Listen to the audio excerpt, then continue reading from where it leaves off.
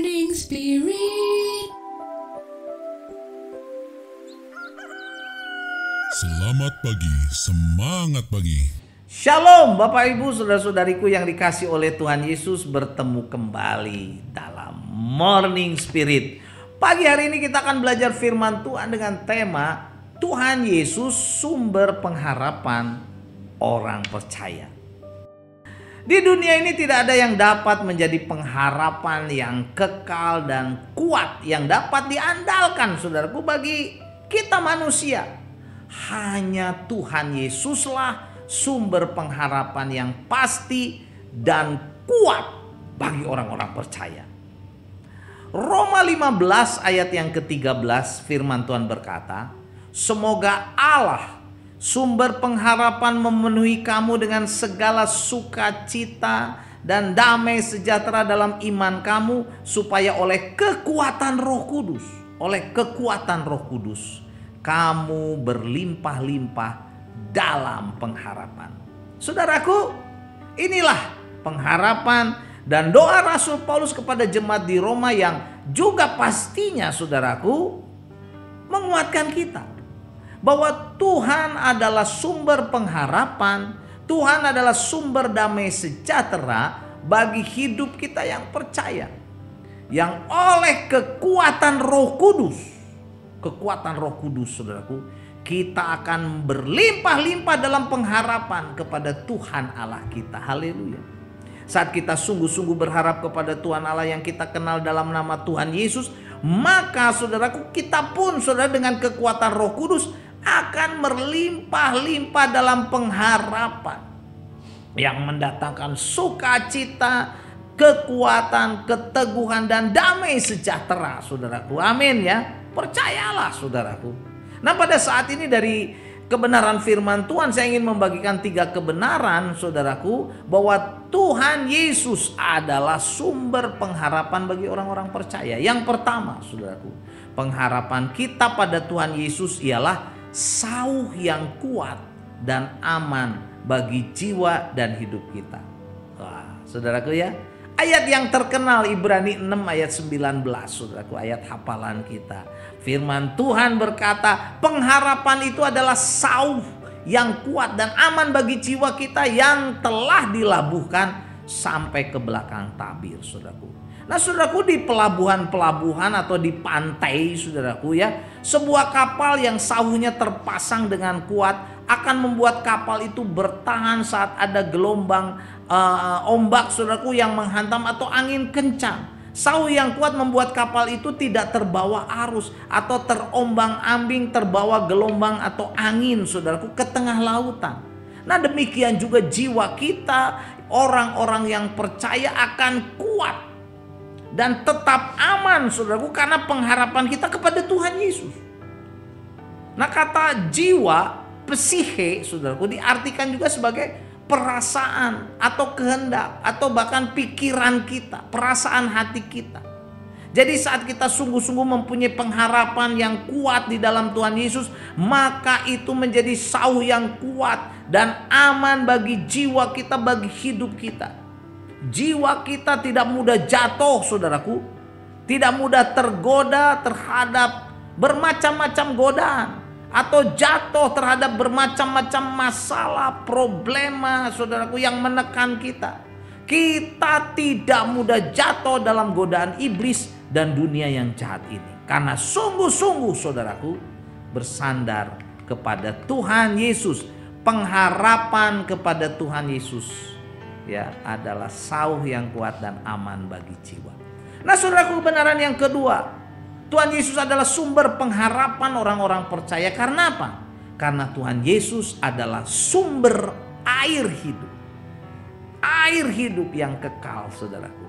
Yeremia 14 ayat 22 berkata, adakah yang dapat menurunkan hujan di antara dewa kesia-siaan bangsa-bangsa itu? Ya, ini zaman Yeremia banyak orang menyembah dewa-dewa. Atau dapatkah langit sendiri memberi hujan lebat? Bukankah hanya Engkau saja ya Tuhan? Hanya Engkau saja ya Tuhan, Allah pengharapan kami, kata Yeremia, yang membuat semuanya itu. Yeremia 17 ayat 13 selanjutnya saudaraku. Ya pengharapan Israel, Tuhan, semua orang yang meninggalkan engkau akan menjadi malu. Orang-orang yang menyimpang daripadamu akan dilenyapkan di negeri ini. Sebab mereka telah meninggalkan sumber air yang hidup, yakni Tuhan. Tuhan adalah sumber air yang hidup saudaraku. Nah saudaraku, kita mengenal pada saat ini Tuhan Yesus.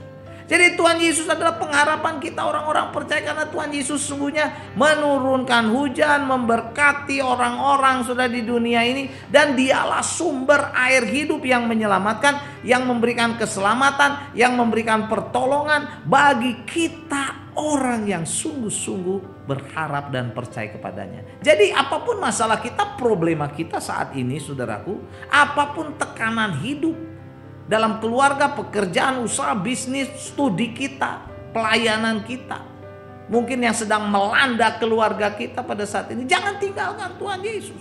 Malahan kita harus lebih sungguh-sungguh lagi saudaraku, supaya kita jangan menjadi terpuruk, malu, dan hidup menderita. Berharaplah kepada Tuhan Yesus, sumber pengharapan kita orang-orang percaya. Percayalah kepada Tuhan Yesus yang sanggup menolong kita, karena Tuhan Yesuslah, karena Dialah sumber air hidup dan pertolongan bagi kita. Ya, amin ya, percayalah saudaraku. Dan kebenaran yang ketiga saudara, Tuhan Yesus adalah sumber pengharapan orang-orang percaya. Karena apa? Karena Tuhan Yesuslah juru selamat kita, jaminan bagi kita untuk masuk ke dalam sorga. 1 Tesalonika 4 ayat 13 dan 14 berkata, selanjutnya kata Paulus, kami tidak mau saudara-saudara bahwa kamu tidak mengetahui tentang mereka yang meninggal. Ini yang meninggal dunia saudara, yang mati. Supaya kamu jangan berduka cita seperti orang-orang yang tidak punya pengharapan. Tidak mempunyai pengharapan. Karena jikalau kita percaya bahwa Yesus telah mati dan telah bangkit, maka kita percaya juga bahwa mereka yang telah meninggal, mereka yang telah meninggal dalam Yesus akan dikumpulkan Allah bersama-sama dengan Dia. Di mana saudara? Di sorga. Saudaraku, jadi inilah janji pengharapan kita yang pasti, bahwa setiap orang yang sudah percaya kepada Tuhan Yesus yang telah mati di kayu salib dan dibangkitkan pada hari yang ketiga menebus dosa-dosa kita, Dia naik ke sorga. Saat kita nanti meninggal dunia saudaraku, dalam Yesus kita pasti dikumpulkan bersama-sama dengan Tuhan Yesus. Di mana? Di sorga saudaraku. Percayalah. Inilah kekuatan kita saudaraku. Titus 2 ayat 12 dan 13 berkata, Ia mendidik kita supaya kita meninggalkan kefasikan dan keinginan-keinginan duniawi, supaya kita hidup bijaksana, adil, dan beribadah di dalam dunia sekarang ini, dengan menantikan penggenapan pengharapan yang penuh bahagia dan penyataan kemuliaan Allah yang Maha Besar dan Juru Selamat kita Yesus Kristus. Saudaraku, jadi dalam ayat ini kita diajar saat kita menantikan pengharapan masuk ke sorga bertemu dengan Tuhan Yesus yang penuh kebahagiaan, penuh dengan sukacita, ya, atas penyataan kemuliaan Allah yang Maha Besar dan Juru Selamat kita Yesus Kristus. Kita sekarang yang masih hidup harus meninggalkan semuanya saudaraku, kefasikan, keinginan duniawi, keinginan daging. Jadi saat kita menantikan penggenapan pengharapan kita, keyakinan kita, kepercayaan kita, pengharapan yang penuh bahagia, kita harus hidup bijaksana, adil, beribadah saudaraku sungguh-sungguh kepada Tuhan Yesus selama kita masih ada di dunia ini. Amin ya. Jadi inilah 3 kebenaran bahwa Tuhan Yesus adalah sumber pengharapan orang-orang percaya, bahkan sampai kepada kekekalan saudaraku di sorga nanti. Yang pertama, karena Tuhan Yesus adalah sauh yang kuat dan aman bagi jiwa kita, bagi hidup kita. Yang kedua, pengharapan kita dalam Yesus karena Tuhan Yesus adalah sumber air hidup.